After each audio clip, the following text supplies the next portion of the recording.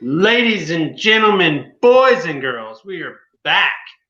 We are back. This time we have Rex. I mean, come on, guys. Everyone has got to be excited about having Rex on the show.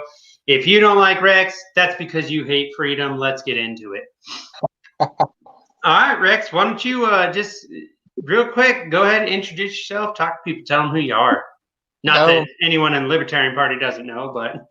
Oh, I think most of them don't know who I am anymore. But now I'm Rex Lawhorn. I'm out of the great state of Oklahoma, the best Libertarian affiliate in the country.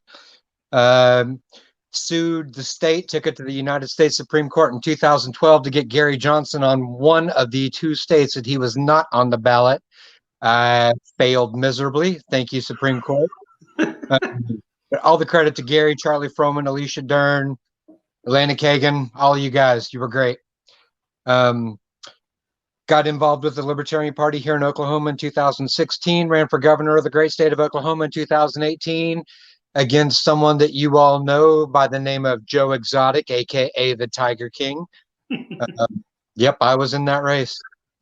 And then pretty much since then, I work behind the scenes. I don't do a whole lot up on the front side. I work for a lot of the committees and such in the Libertarian Party. Most of my activism is backdoor.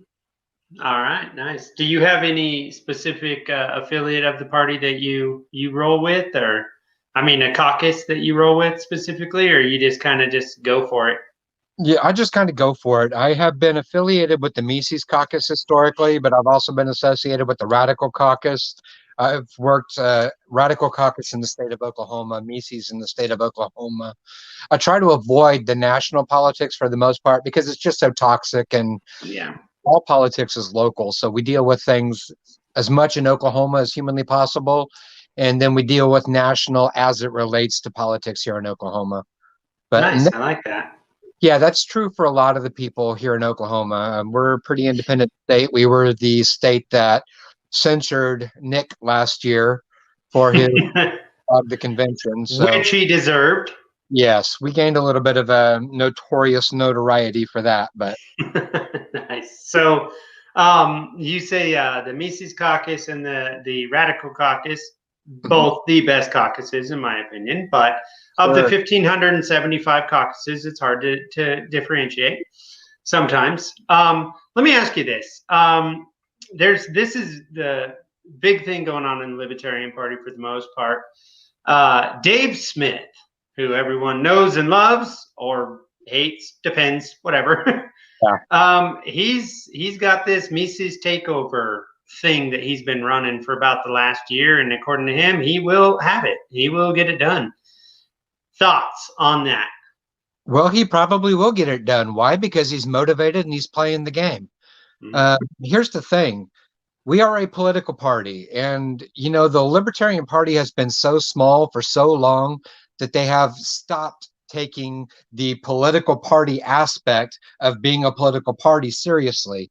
And it becomes a joke, you know, Vermin Supreme, James Weeks, Joe Exotic, all of these people that we wind up with getting all of our spotlight.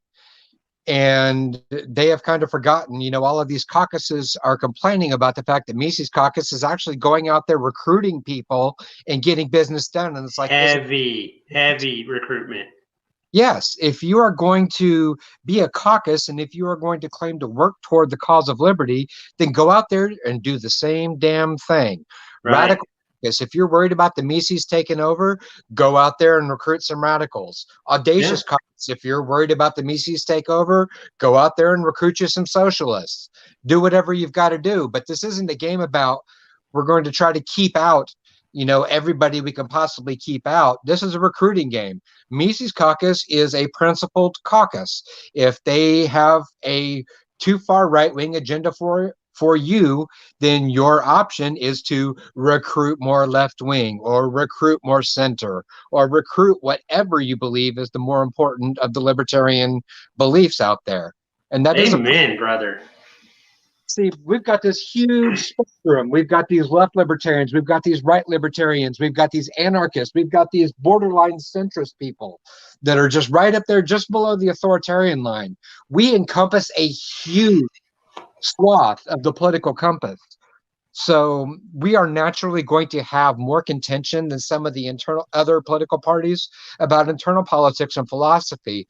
But the thing is, the difference between those parties and our philosophy is that you can believe whatever you want to inside the confines of your own home, as long as you don't enforce it on anybody else. So you can have a left libertarian, you can have a right libertarian, you can have an almost authoritarian libertarian, and you can have an anarchist, all living in the same, 4 apartment building and Yeah.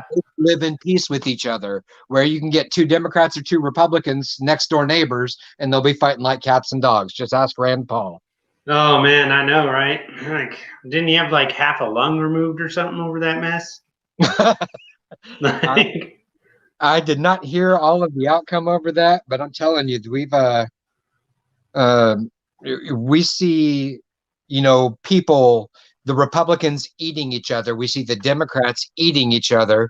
And of course, we see the Libertarians eating each other also. The difference is there aren't enough of us that we can afford to have those casualties. Yeah, I agree with you. I agree with you on that. Yeah. So we're talking Mises Caucus right now. This is one of the things that I found truly hilarious, and this is basically what made me just go, okay, whatever. Even the libertarians can't get their shit together, essentially, and so like whatever. Like a government of one is the best government you can have. Anarchy in general, but that doesn't mean you go harming. I think the biggest misunderstanding is, oh, that means that you're going to have warlords. I'm like, we have warlords. It's called government. But whatever. So one of the things about what Dave Smith did just recently, actually, and I saw it, and I mean, when he did it, I was like, okay. I mean, I get it. Like you said, he's out there recruiting. He's trying to bring people in, bring something together. He went after the Hotep Nation. He tried to get Hotep Jesus to join the Libertarian Party, join the Mises Caucus, and the Hotep Nation, and bring them along. And man, libertarians lost their shit over that one.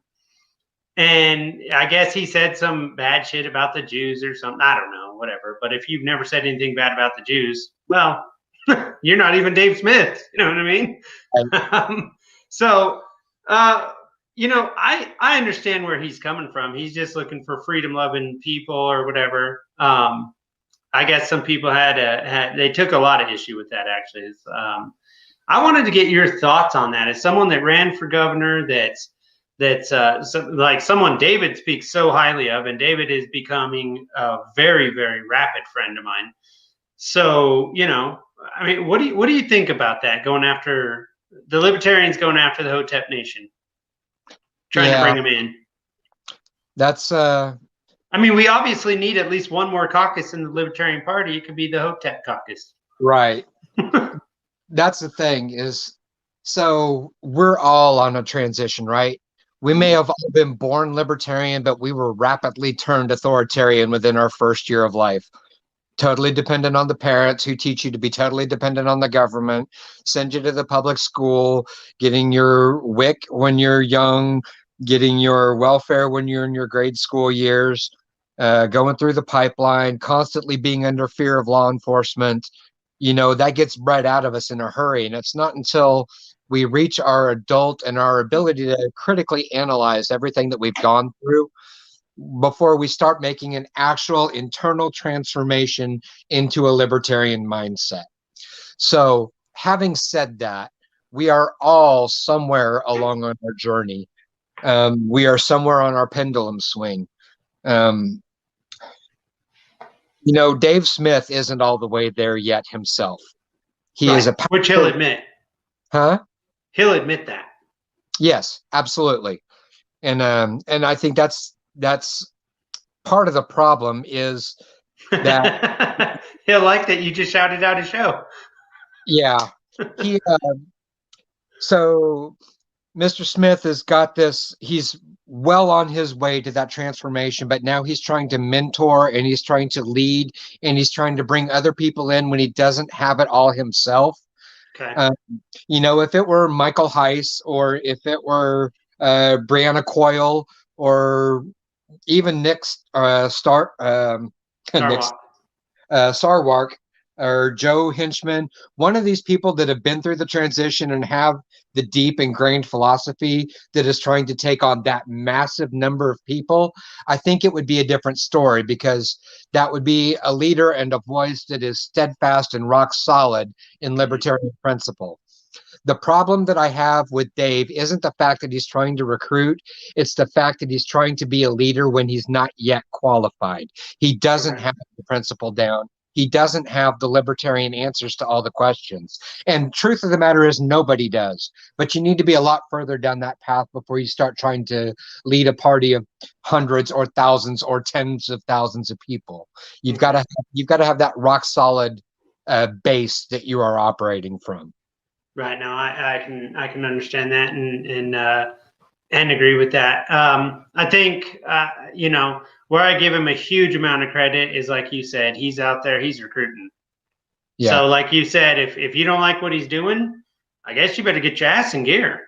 That's you know right. what I mean? You better get out there. You better get some people that are more in line with your thinking, because otherwise, you're going to lose it, because he's going to take that thing from you.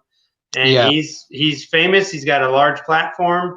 One of the things I like that's recently started to take place is the unity thing going on with, like, Reed Coverdale and David and them. They're all putting this thing together, really getting after that. I think that's a good move. And they're even trying to pull Dave and people like that into that. You know what I mean? Like, how about we don't just talk shit all the time? Wouldn't be a good idea. Because Kevin Hobby is big on that here in Oklahoma. Kevin Hobby's a great person. I'd love to get him on the show one day. Oh, he'll come on. But that was an answer to bottom unity.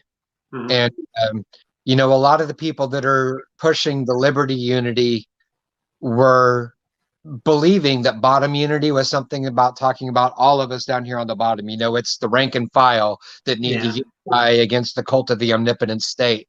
But that's never what it was about. And it took a long time before enough of that became public, before people were able to say, okay, no, I can't support that, and come up with something new. But yeah, liberty unity, that's the way to go. That's something I can get behind.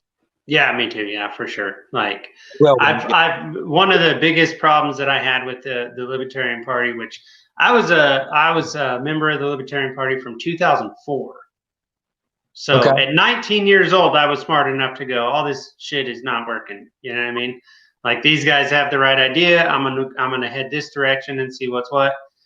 And then last year, and mostly it was the COVID shit, but it wasn't. It was the libertarian response, the LP Nationals response was, I was like, well, they didn't have one. Yeah. They were just like, oh, care about racism. And I'm like, what the? Like, it just, man, it was the straw that broke my back. You know what I mean? Like, I bring up the tweets and stuff from the presidential campaign that was irritating, but that wasn't it. That was the straw. What was going on is that we went from March, where, why were they not screaming to the rafters? You know what I mean? That this is ridiculous. We're not going to do this nonsense. You don't have to do this. This is America. Like, you're supposed to be a free people. What are you doing? Like, why are you locked in your house like a caged damn animal when you anyway, that's what did it for me. Like, that was the last straw. Now I'm meeting some guys, you know what I mean? Reed, David, yourself. I'm meeting some people that are like, okay, well, maybe I was just not engaged enough, not working with the right people. Maybe I could have been one of those guys that's like, scream to the rafters, this is wrong, let's do something different. Well, Victoria Whitfield was the Oklahoma, she's my partner in life. She was the campaign manager for Joe here in Oklahoma. I was her communications officer. Okay. We got the state twice. She came to Tulsa for our state convention. She came to Oklahoma City and performed a rally. But, even in that, it was just kind of, everybody was hands off, stay back. We got to be safe because of COVID stuff. Mm-hmm. And I mean, I get it, to a degree, you've got to protect your candidate. But at the same time, you've got to deliver a message, a bold, hard, you've got to be engaged liberty, or you've completely wasted the presidential cycle. And I get it, right? We've had the last two cycles, you've had a former Republican, Gary Johnson, who was kind of mediocre but was pushing the economy and over on the right side. But And, by the way, he was an exceptional governor. oh, yes, he was a very successful 2-term governor. Yes. He was an excellent candidate. But, that made the left libertarians mad because why do we keep recruiting failed Republicans? Bill Weld, even the Mises caucus was all up in arms over Bill Weld. And it turned out most of them were right because he betrayed us and ran away like a little bitch. Yeah. But, now we've got Justin Amash and everybody was screaming the same thing. And you know what? There's a big difference between Gary Johnson and Bill Weld and Justin Amash, because Justin Amash has been walking the walk for a good 12 years in Washington, D.C. He was part of that trifecta, and he was arguably the most liberty-oriented of the three of them, Massey, Amash, and Paul. Massey he's holding that candle right now, for sure. Yeah. And, but I do agree with you on Amash. Yeah. So it's a world of difference, but the left libertarians are like, no, we can't do that. So they were bent behind Vermin Supreme, and then the rest of them were scattered behind, relatively credible candidates. And, Joe played it smart. She kept her mouth shut through most of the time prior to convention. So when convention got here and, she had a decent support base, people are like, well, she's not offensive. She's not Vermin Supreme. She's Justin Amash, so let's go with Joe. And we worked our ass off for her, but she just wasn't a very inspiring candidate. She was no Ron Paul. Yeah, then definitely not. And she did push a pretty hard leftist message. It was hard to distinguish her from Biden a lot of the times. I would more equate it to it's hard to distinguish her from Tulsi Gabbard. Yeah, it was a lot more like that. The only difference really between them is that Joe didn't really push a whole lot of economic policy, and Tulsi was pushing her socialist economic policy. And that is probably the biggest difference between them, because Joe is no socialist by any stretch of the imagination. But I mean, read your crowd, man. This is a country screaming for liberty from COVID restrictions. Yeah. And you are doing everything you can to promote COVID safety, so on and so forth, etc. And it was just a really hard sell, especially in red states like in Oklahoma. Yeah, and they had I don't want to call them out too much, but there was a different message coming from the campaign that I noticed, that Spike would go out and try to put things together, anti-lockdown rallies. He would try to put them together where people come together, they dance, sing, whatever, goof off, right? And she's spreading the message of no, you all got to be safe. Yeah, you got to be safe. Black Lives Matter, and what else? I don't know. The Black Lives Matter thing was the biggest when she came to Oklahoma. I mean, I think that killed her more than anything, that tweet. Yeah. So check this out, though. The state of Oklahoma, I'm going to give you a quick picture of the demographics. Republicans are over half of the registered voters. Democrats are roughly 40% of the registered voters. The African American population here, the black population, is something like 3.9%. Okay. Oof. And her speech at our convention was Black Lives Matter. Tulsa race riots were horrific. Seriously? Yeah. Who the hell was she talking to? She was talking to Oklahoma libertarians. No, she wasn't, because she was talking race war in a white place. And I don't mean that disrespectful, and I don't mean that disrespectful towards the black community in any regard of Tulsa or anywhere else. I mean, as you said before, speak to your audience. Right. And I need Why don't you talk about other things that are more important? Yes. Everything she said was 100% principled and 100% on par with libertarian message. And I can tell you right now that the Oklahoma Libertarian Party, all of us, are 100% behind the message she delivered.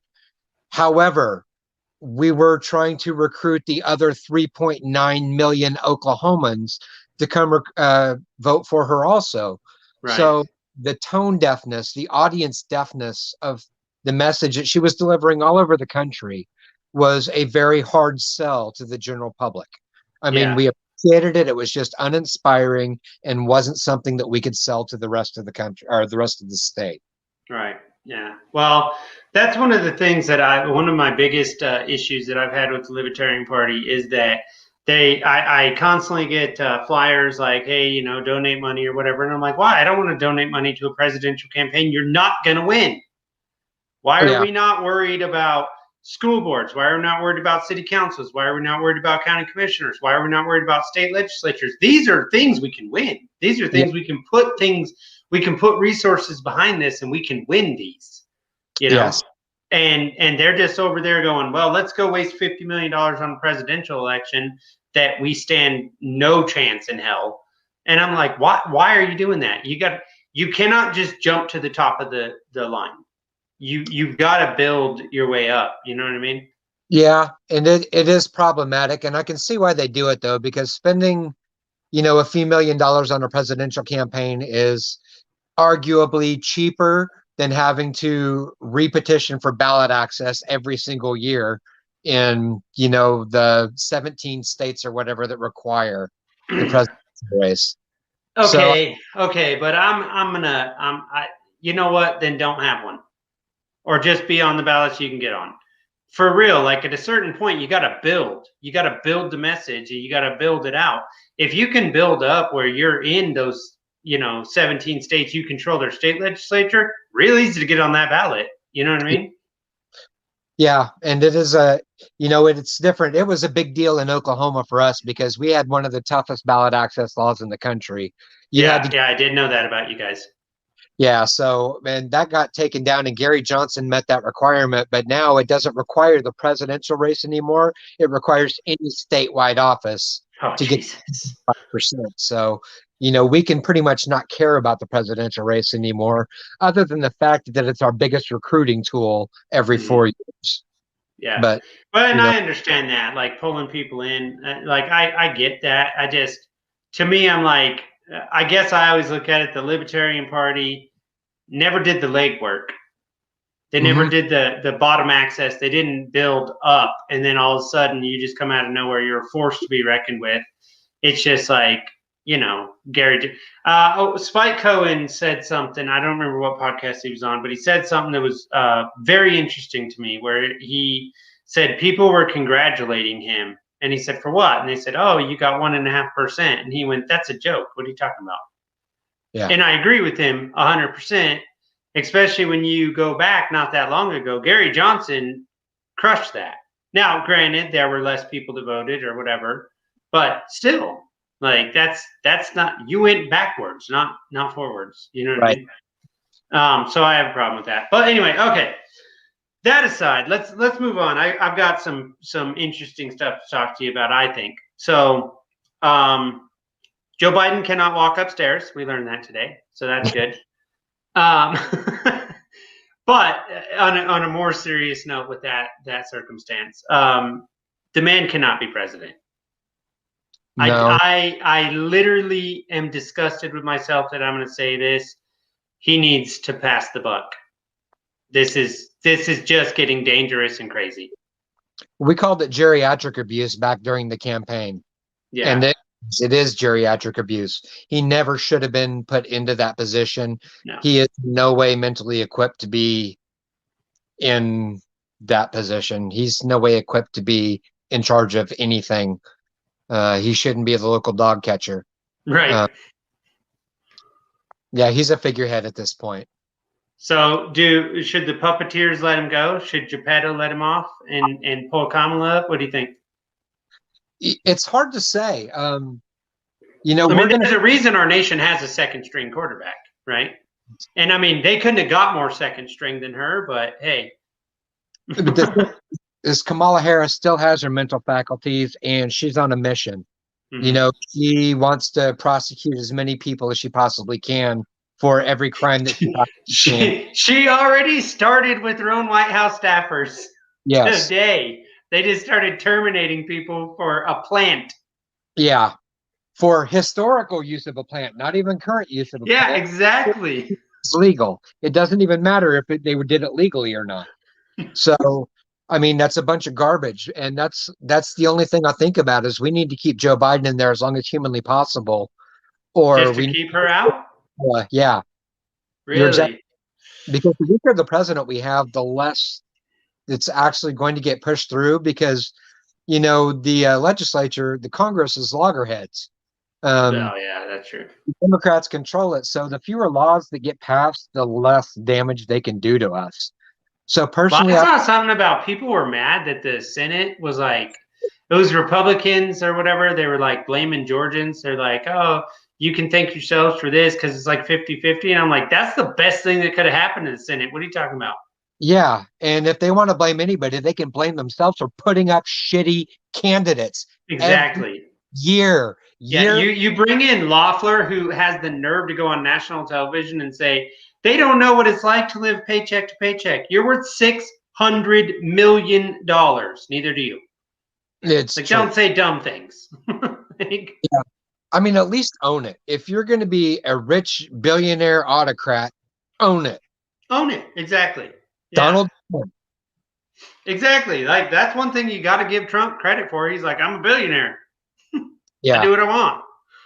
I'm a businessman. I've been hugely successful. You can say whatever you want about my bankruptcies. I've had a ton of them. You can say whatever you want about my sexual activities. I've had a ton of them, but none of you can take away the fact that I am one of the most well-known businessmen in the United States, and I've got money. Yeah. Yeah. I mean, that dude was flying around on Air Force One before it was Air Force One. Yeah.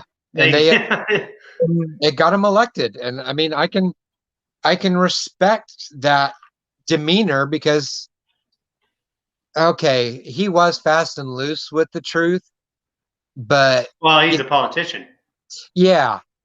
But I always think that it was just because he was dealing with his own craziness, right? The Trump versus Biden race was insane old white rich guy versus insane old white rich guy. Yeah. And well, one was starting to lose his faculties and the other one was just an asshole. Yeah. So that was it. I mean, I guess, full disclosure, I voted for Trump, and that's because Joe Jorgensen pissed me off. Well, the Libertarian Party pissed me off, and that's basically what it came down to. And then it literally was a vote of the least of two evils, and I saw Trump as the guy that would do the better job because, no matter what people want to believe, libertarian, anarchist, whatever, this nation faces a huge amount of hurdles coming up. China is absolutely one of them. And we just saw how China treated America in Alaska over the last 2 days. We're a joke to them. They don't give a damn about us or anything that we have to say. Yeah, I honestly haven't seen anything in the last 2 days. I've been up on the farm pretty much sun up to sundown. Oh, you lucky bastard. Yeah. No, I do consider that lucky because there's nothing happening anywhere in the world today that any of us can really do anything about. No. And the vast majority of it's being handled by people like Joe Biden. Ugh.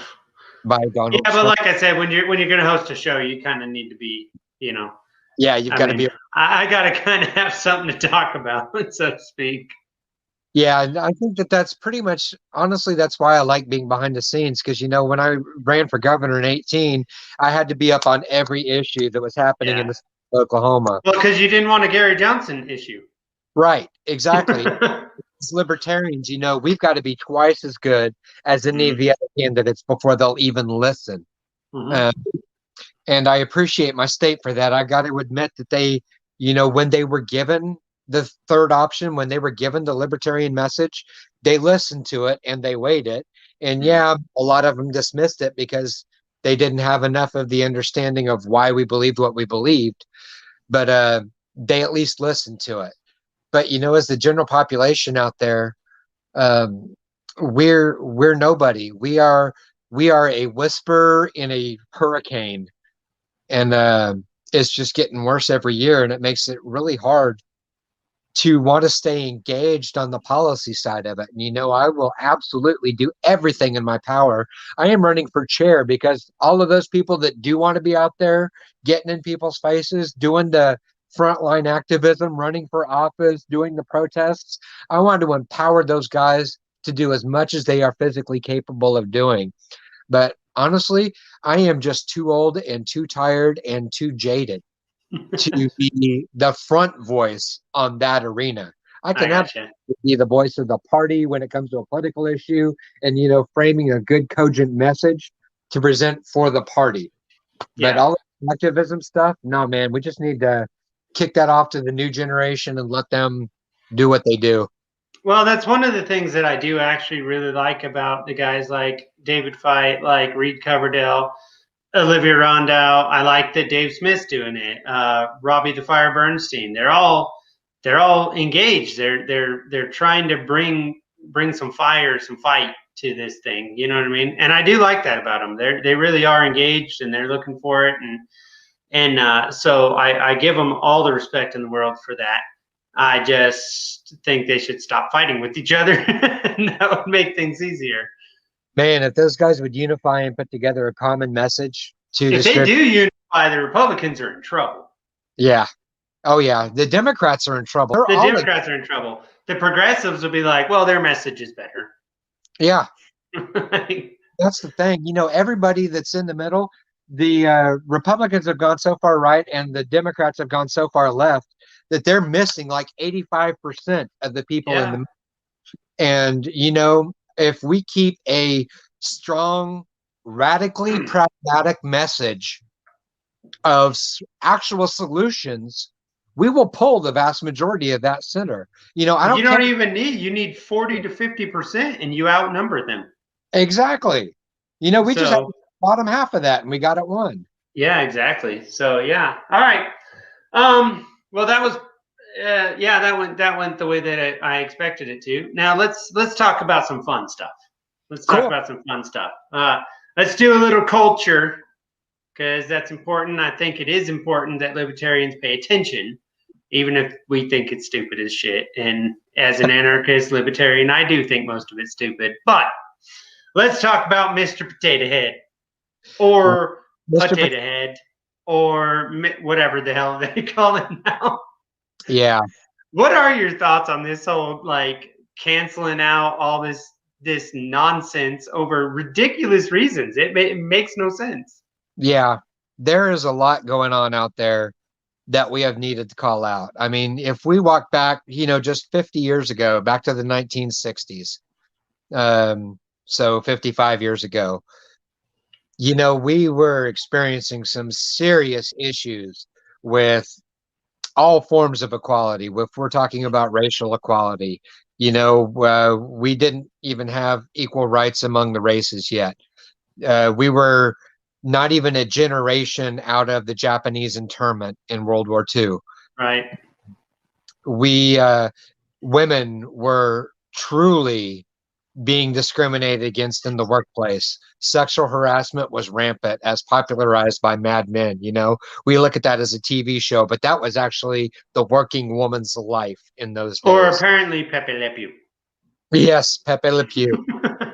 We had all of this stuff. There was a lot of stuff that needed to be called out, that we needed to change, that I think we have done a really good job of addressing over the last 50 years. And I think what's happening now is, like, since Joe Biden got elected, they don't have Mr. Orangehead to rally against anymore. They don't have the Cheeto dictator. Yeah, they don't have a cause. So they are just looking for stuff to carry on their energy. You know, it's this whole blue wave mentality that started back during Obama's first run. You know, we need to keep this energy and we need to keep it rolling and we need to keep it getting higher and higher and higher. And all they did is perpetrate a generation of bitches, a bunch of one thing about suffering, right? And I mean, people say, you know, oh, you don't know what you're talking about. You're just this rich white guy. No, they don't understand. I grew up on welfare in one of the most poverty-stricken areas in the country. My mom was a high school teacher in I have to stop you. I have to stop you. Oh. Because white kids don't, or poor kids are just as smart as white kids. That's Joe Biden. Yes. No. Yeah. So you grew up in one of the poorest places in the country. Okay, sorry, I had to. Got me on that one for a second. I'm like, wait. Oh yeah, the Biden quote. So, but yeah, my mom was a high school teacher, and my dad was terminally ill with a long-term illness. He was in a nursing home. He stopped working probably when I was 2 or 3 years old. He was in a nursing home by the time I was 6, and he died by the time I was 12. Wow. So my mom had all of those hospital bills as a high school teacher in the 45th lowest paying state in the country for a public school teacher. So yeah, I am very conscious. So what you were saying is you were rich. Yeah. Okay. But it's that's the thing is, they're this what do you want to call it? This Orange County culture, this New Jersey culture, this New York culture, where all of these thought leaders are coming from. They grew up in a relatively privileged lifestyle. They may have been poor for Los Angeles or poor for Hollywood or poor for New York. Ocasio-Cortez, bitch, got a degree from Boston College in economics. Which I don't know how they should give her money back. Right. And but she went through that, and however she paid for it, the fact is that is an opportunity that 99% of the country would never even come close to being able to achieve. If you're a kid in the 31st Holler in Kentucky, you're not getting that degree. Right. You're not getting that opportunity. Yeah, it's not even going to come up for you. Those kids don't have running water. Right. And that is suffering. Those are the people that would be able to talk about all this stuff. So I can get it. I mean, everybody's got their crosses to bear. Everybody's got their hurdles to jump.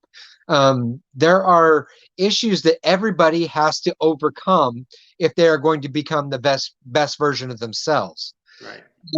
You are not going to help them overcome that hurdle by creating more hurdles for other people. What you do is you empower them with the tools they need to jump over that hurdle, because there's always going to be assholes. Racism could be a death penalty crime and there would still be racism. Sexism is a death penalty crime in the version of hate crimes that are in many states. It's true.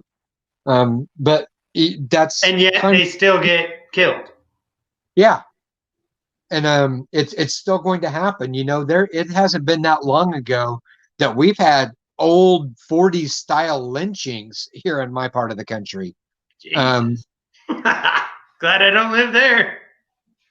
So, I mean, there's a lot to overcome, and we still have a lot of issues with non-Christians to overcome. There's here in the Bible Belt, there's a lot of hate toward atheists. There's a lot of hate toward paganism.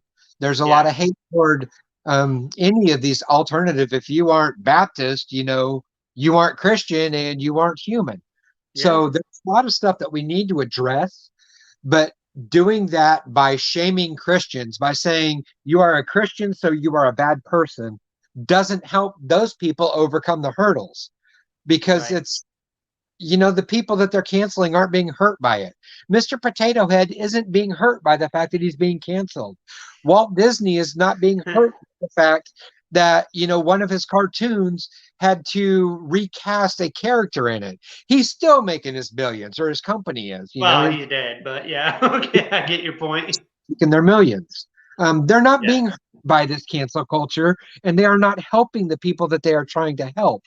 So there's something to be said for making awareness, but this whole cancel culture idea it's stupid. It is an antiquated mentality that is peripheral to libertarianism, because they say we're making the free market work. That's the free market correcting bad behavior, but that's not what it's doing. If the free market was correcting bad behavior, each individual person would be making those individual decisions to not patronize those, and not trying to create some mass boycott among the entire population for people that don't even understand what the issue is. If the free market was correcting bad behavior, Raytheon's stock would not have went up 3 days after Joe Biden fucking won the primary. Bingo. Halliburton would no longer be in business. Exactly. So I don't want to hear this, oh, it's a free market, because it's fucking not the free market. It's Raytheon knew some shit.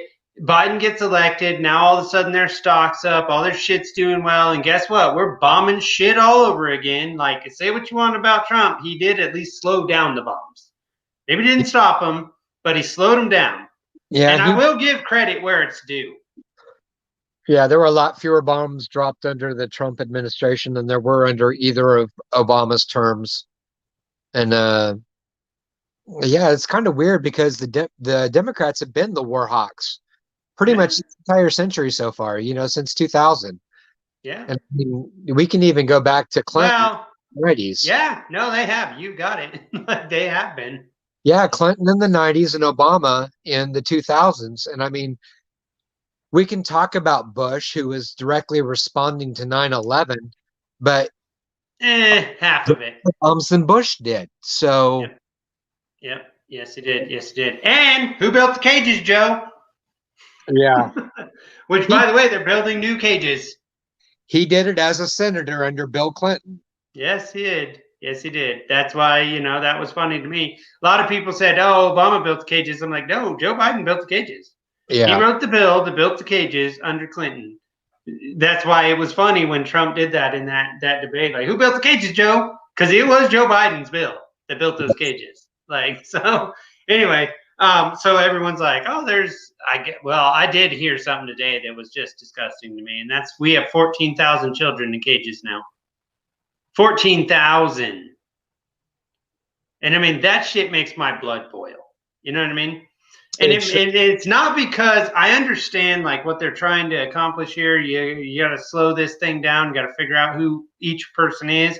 I understand that. You can't just be passing kids off to randos. You know what I mean? You don't know what's going on. I get that.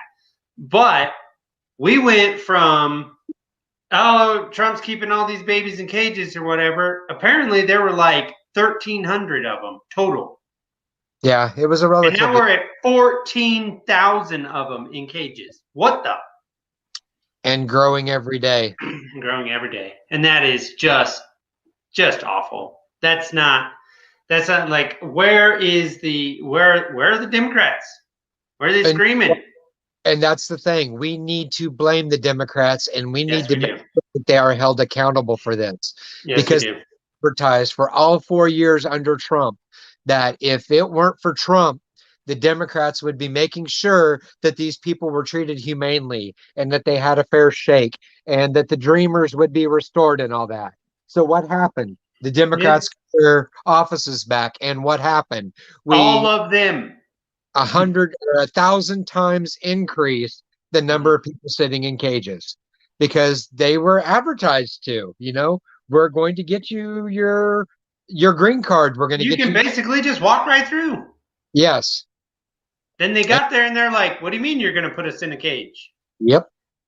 Yeah, these people are, and that's something that I think the Libertarian Party really needs to just start hammering. They need to hammer the Democrats. 100%. Like, they lied to you people. They told you these things, then they locked these people in cages. And if you still support them, you're disgusting humans. Like, basically, you support kids in cages. That's what it becomes. So turn it back on them. You know what I mean? Like, make it what it is. Let them eat it. Absolutely. I 100% agree with that. People tell me, well, that's not how you get to people. And I'm like, yes, it is. Pay attention to what the Democrats have done over the last century. They play emotional games. They don't play. Look, here's the thing. Here's where we go wrong as in the Libertarian side is that we always try to have a high functioning conversation. Yeah, we understand what's going on. We can talk logically about a situation. Here's the numbers. But people don't hear that. Right. People hear emotion. You got to make a logical conversation in an emotional way. They'll hear you then. Yes. So, that's my thinking on that thing. That and humor. Make them laugh. That's fun too. But speaking of laughing, this is something that just happened culturally.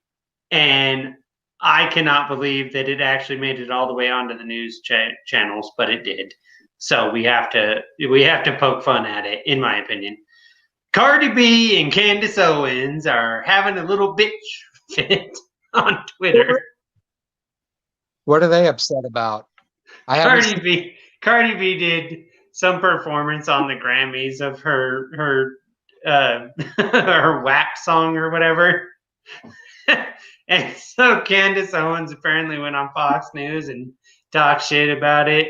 And then they got in a Twitter squabble like they're known to do. But both of them don't hold their tongues very highly. No, they don't.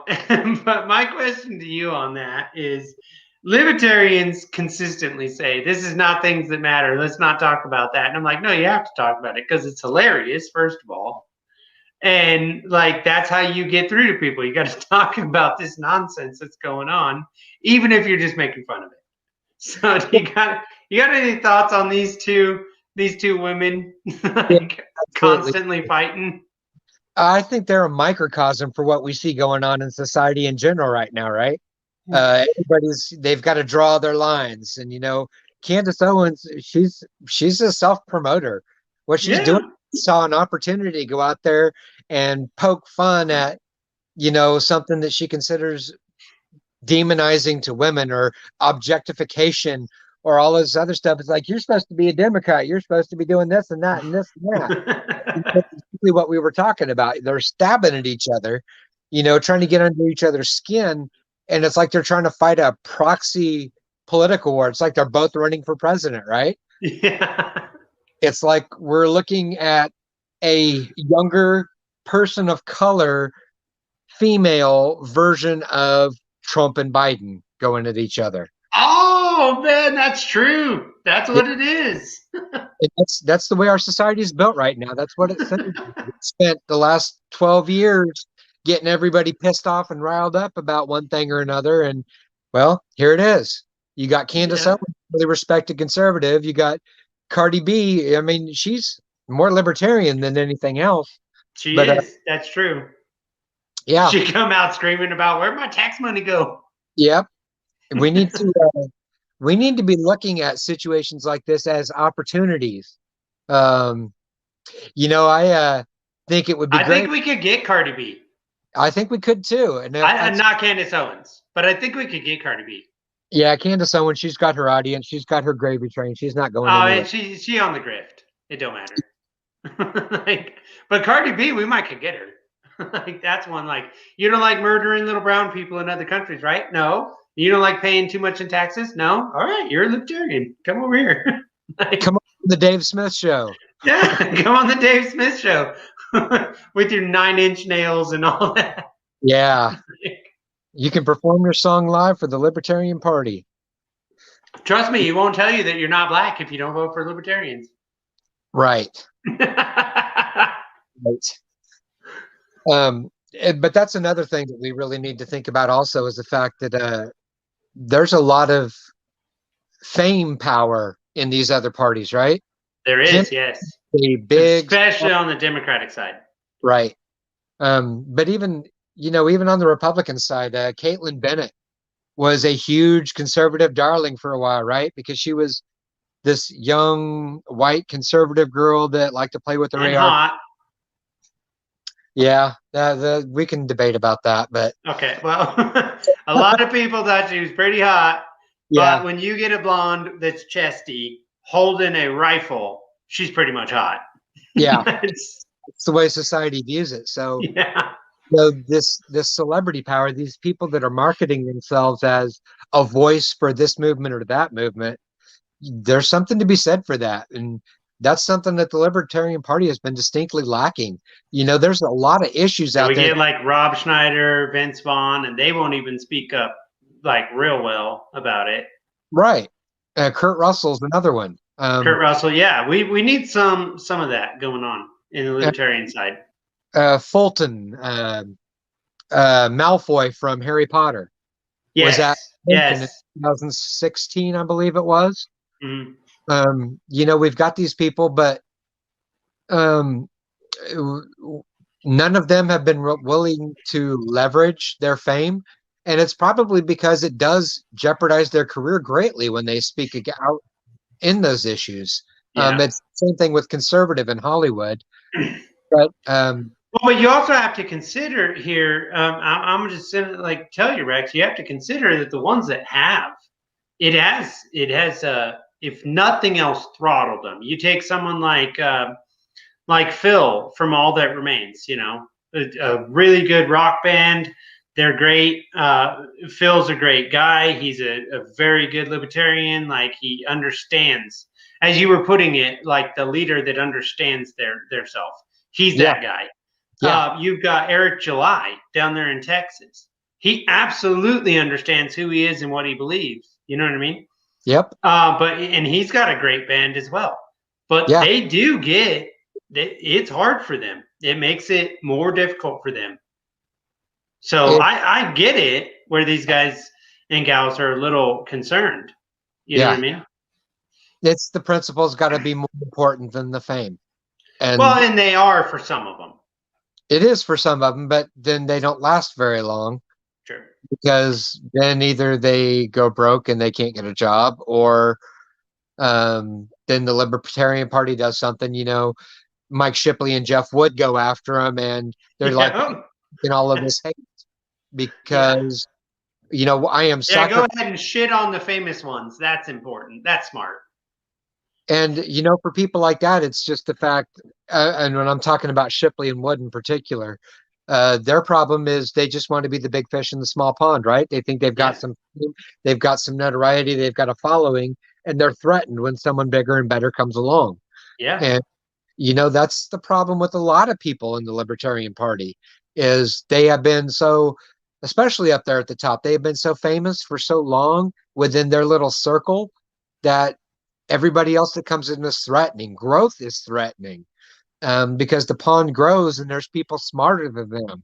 There's people prettier than them. There's people richer than them. There's people that know more than them. And now all of a sudden they aren't as important as they were. And they shit on everybody that is actually trying to work the party. And, you know, honestly, I think that's what happened to Bill Weld.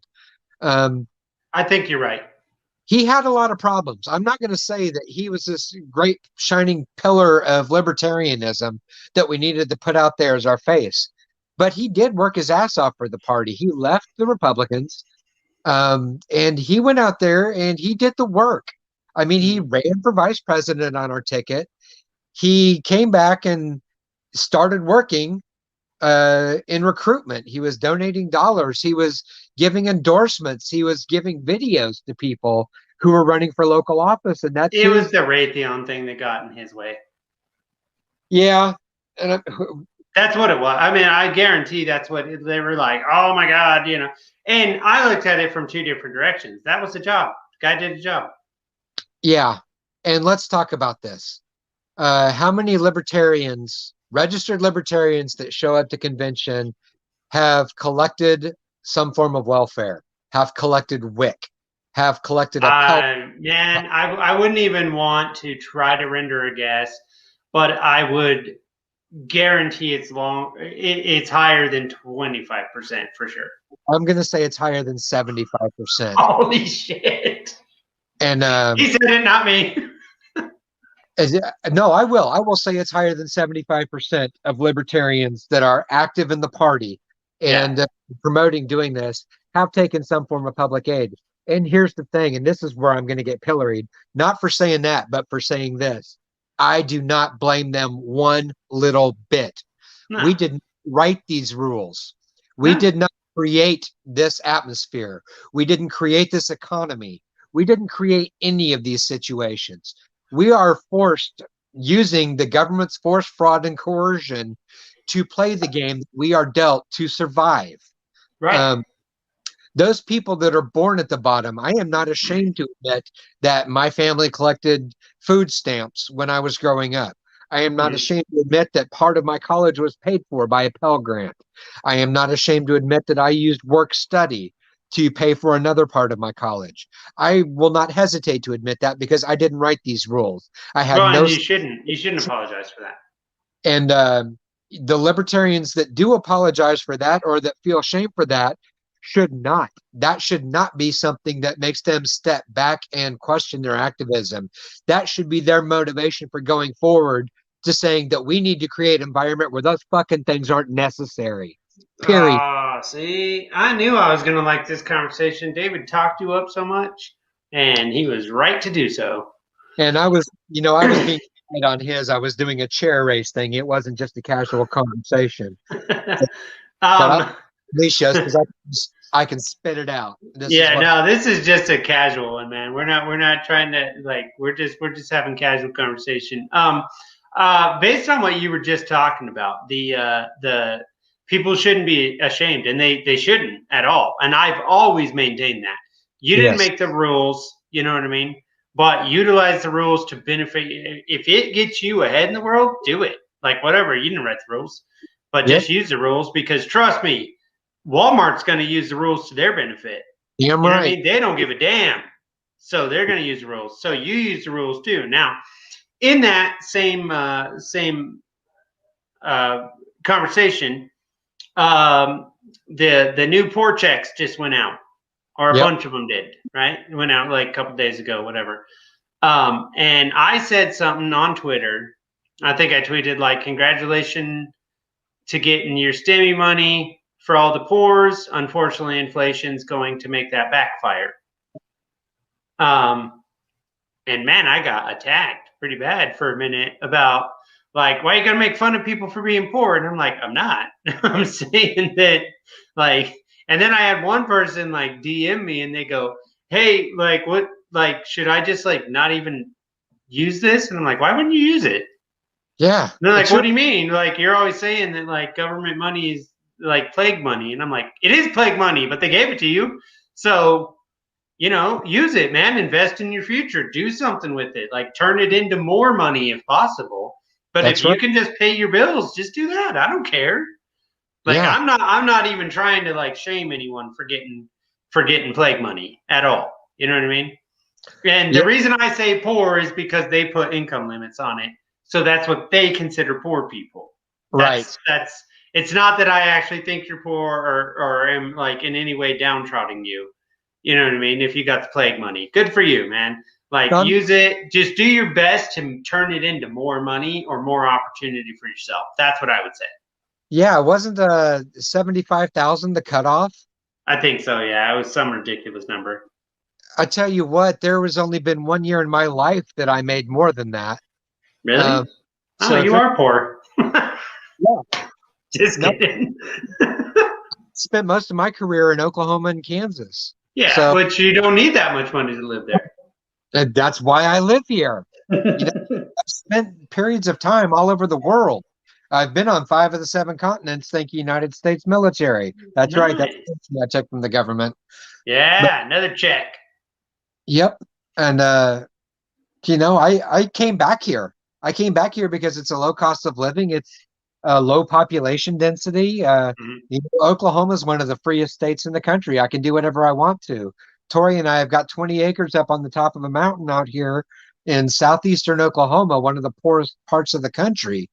And we are using that STEM money, and we're using every resource we have to make sure we never have to get back in the economy again.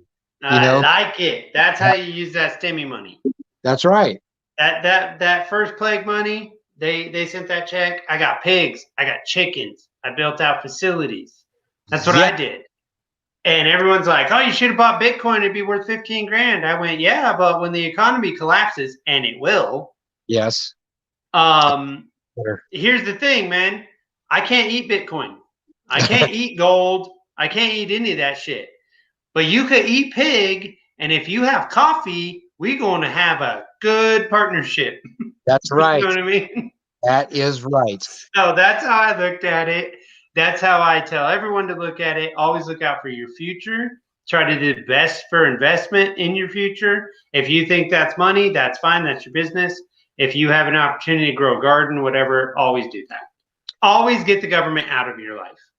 So can I shamelessly self-plug for a second? Of course. That is the point.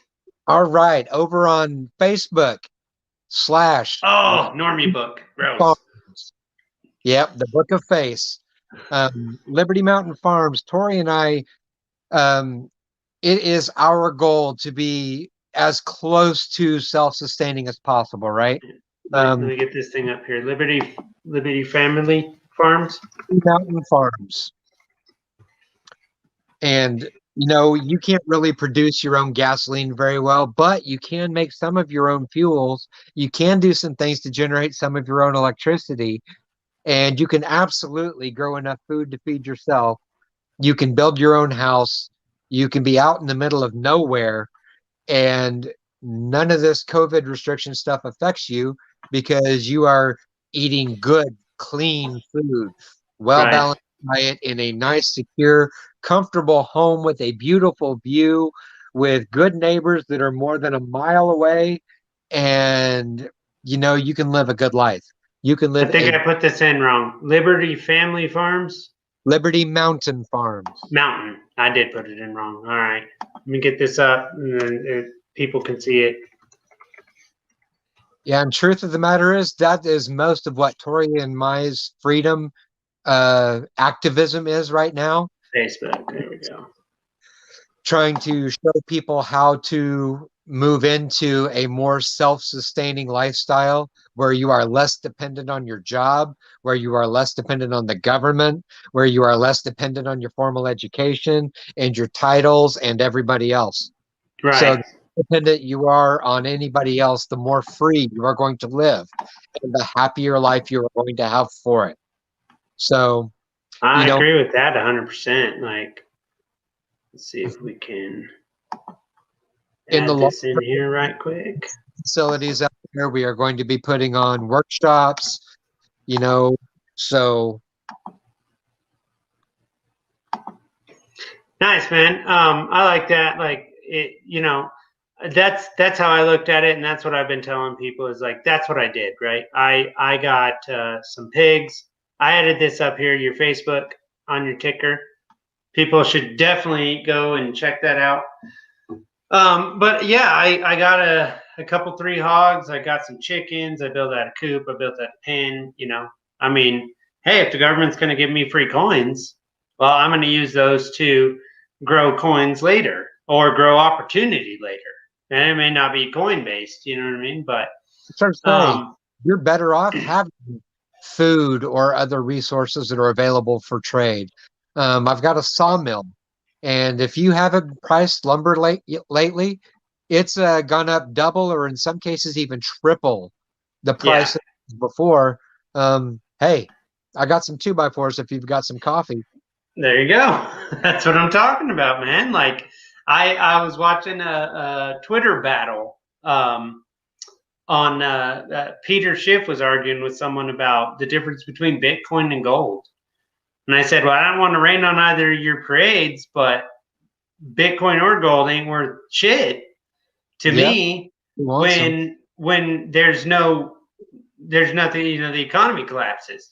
Then it's all about, hey, I have eggs and you have coffee.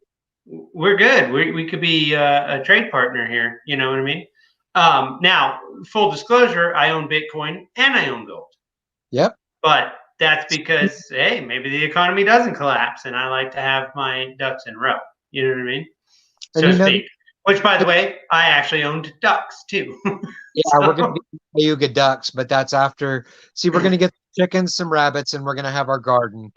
And then after that, we're going to get some Cayuga ducks. And then hopefully by then I'll have a pasture fenced in for some sheep. Nice. Some sheep. So we can get sheep are disgusting, but okay. Yeah. I get where you're coming from. Where you can get meat and you can get wool from them. That's true. And milk if you get milk. Yeah. Got to get some of the milking goats, I guess. Yep.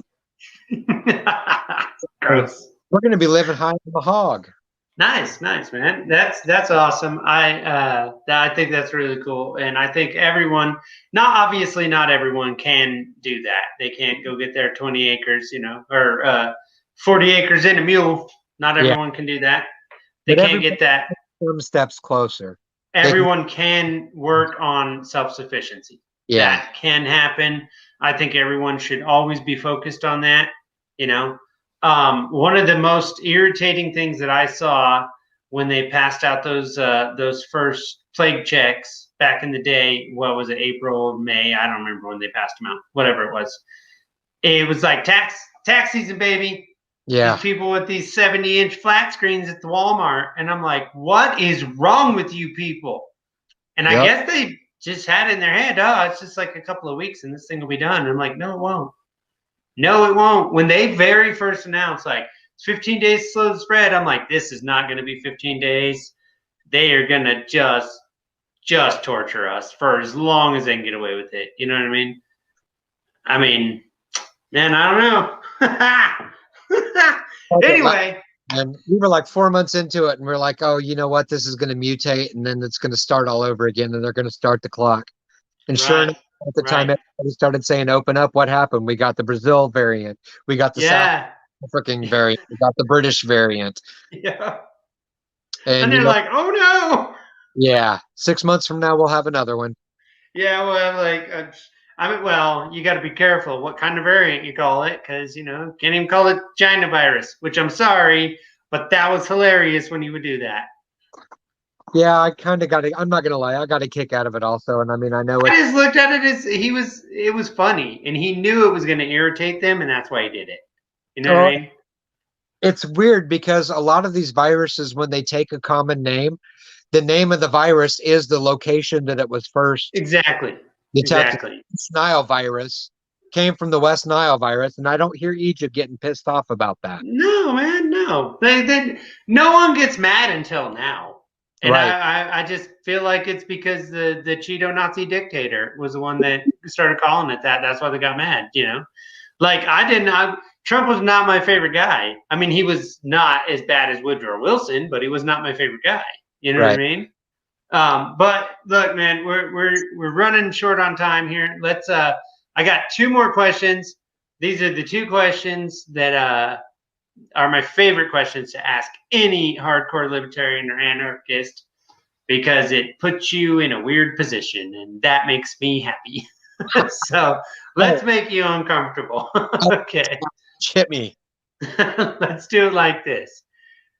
If you were Lord Emperor Dictator Rex at the start of coronavirus, or currently under the coronavirus, if you just became the Lord Emperor, what would you do to either, in the event you had been or are now, either stop or start the economy? What would you have done in any given circumstance? I never would have killed the economy to begin with. What I would have done when coronavirus hit is I would have gathered all available information humanly possible and disseminated it as widely as humanly possible. And, you know, say I was Lord Dictator of the United States or the world, whatever the case is, I would have asked each of the media companies to get an hour of free time every night on the government's dime to distribute information. It's called the nightly news. Did that hour and disseminated all the information. This is what we know. This is what causes it. This is how you can prevent it, so on and so forth, etc.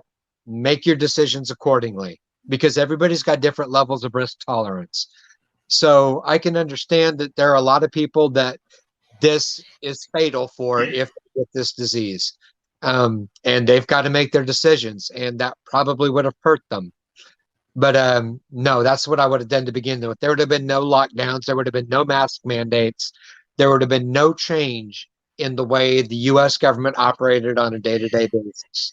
So your response would have been, be a responsible human being, and that's it. That's it. That's the right answer. That's the guy that should have been running for president in 2020. What are we talking about? You would have been the guy squawking at the moon, like, stop it. What are you doing? Yeah, I would have been barking pretty hard. I think Spike and I would make pretty good running mates. I think you're right. All right. This question, Reed hated it. David hated it.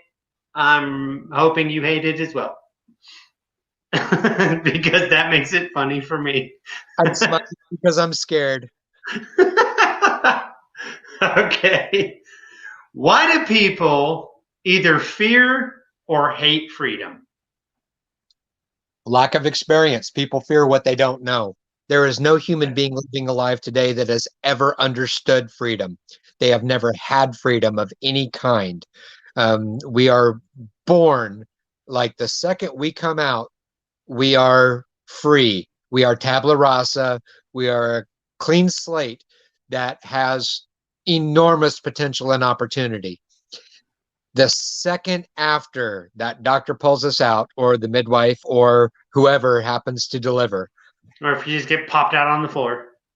Yeah. That window of opportunity starts closing, and every action that is taken for the next 18 years of our life closes that window of opportunity more and more and more, to where you can barely see something in front of you.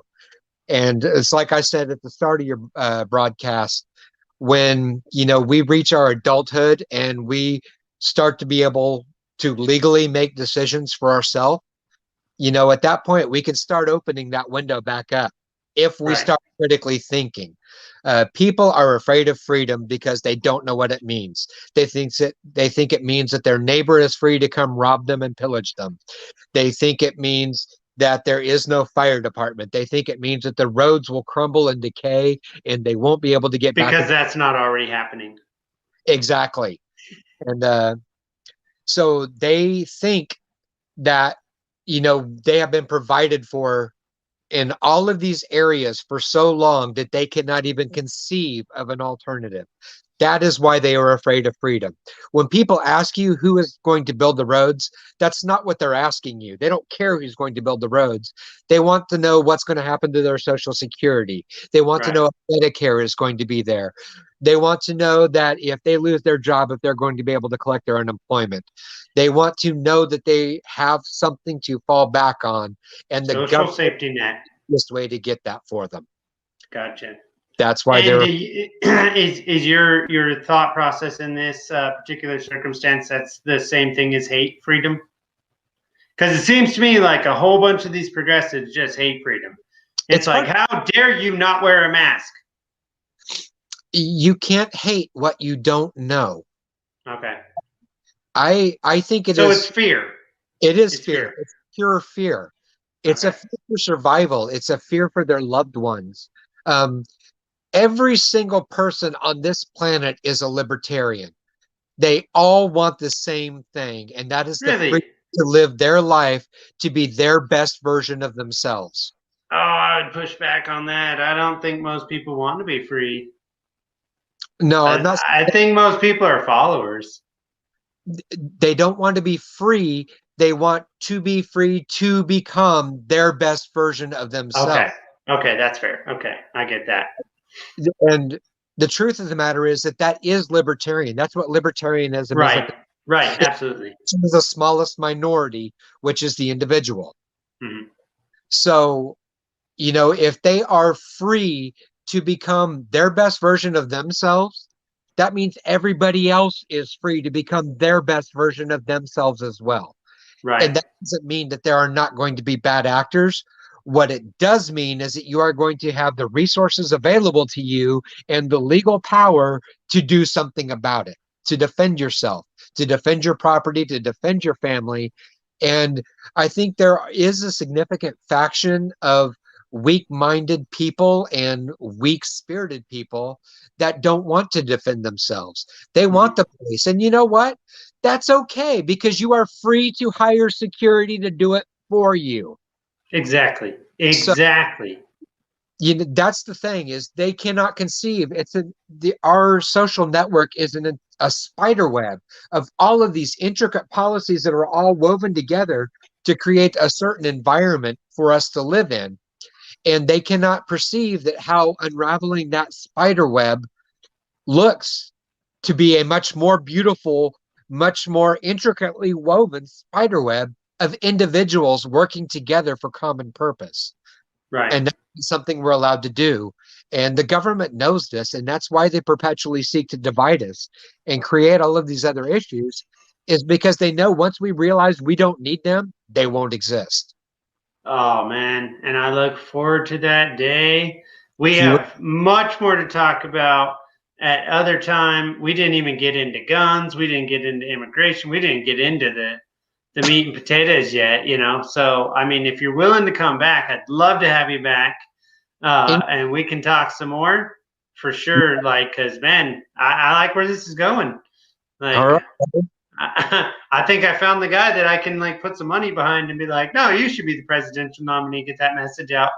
Like, I like it. Maybe inspire some people. What's that? We'll talk in 2028. That is actually the right year in my head too. We've got a lot of work to do if you're going to get the Libertarians any chance. You ain't doing it by 2024. No, it's not. You're gonna. You need to give yourself 8 years, maybe even 12, but 8 for sure, no matter what. So, man, I really appreciated this conversation. I'm so happy that you came on. If you're willing to come on again, I'd love to have you. We got all your stuff running in the little stupid thing that I put, the banner. I even threw your Facebook in there. Everyone definitely check it out. Follow him on Twitter. He doesn't tweet. And if you don't have Twitter, don't get Twitter because it's an awful place that no one likes. Other than that, man, I really appreciate it, Rex, and I look forward to talking with you again. Absolutely, brother. Anytime. All right, man.